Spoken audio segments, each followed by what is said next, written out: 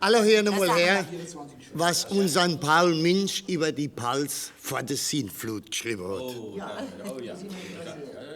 Daheim, da habe ich einen Kalender, ich glaube sogar von dieses Jahr einer, der macht mir kolossal viel Freude, weil da so schönes Dings drin steht und Bilder sind auf alle Seiten, wo alles Menschliche bedeutet.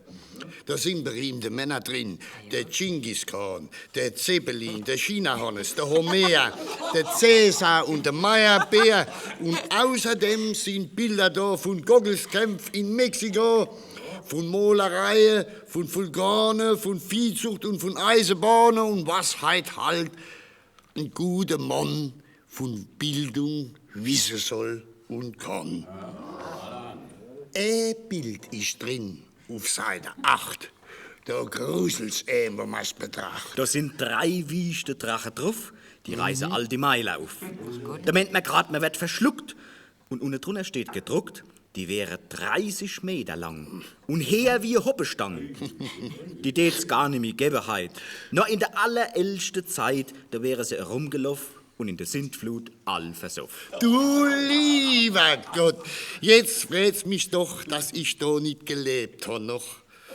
Da kriegt man Angst, wo man auch weiß, wie all die Viecher haben geheißen. Der Brontosaurus, das war also Viech mit so einem langen Hals und mit einem Bauch, wie soll ich sagen, noch länger wie 5 Glieder war. Aristosaurus hat's als Gib, mit dicke und mit wüste Kipp. Ein Lehlaps, das war auch kein Zwerg. Ein Kerl als wie der Donnersberg. So Lumbezeich war früher als sogar der Hiebe in der Pals. Die arme alte Pelzer haben da manchen Schrecken ausgestanden. Dann so ein wildes Viech wie das hat Menschen grad genug gefressen. Das hat 12 dicke Leid verzehrt und noch keine Linderung versperrt. A Weibsleid, Mädchen, alt und jung, die hat das mit einem Schluck verschlungen. Mitsamt de Kleider und de Schuh und mit de Hiet und Scherm dazu. Was han da als die Bauerschleid für Angst gehabt in seiner Zeit, wann so ein Herd von Viecher sich als in die Pals hat ingeschlich? Da haben sie als in ihrer Not die Feuerwehre aufgebot.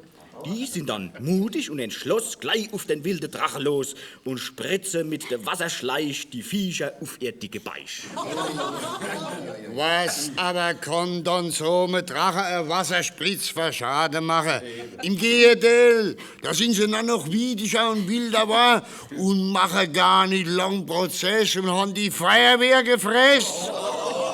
Mitsamt der Pumpe und der Spritz. Das ist so schnell gegangen wie ein Blitz.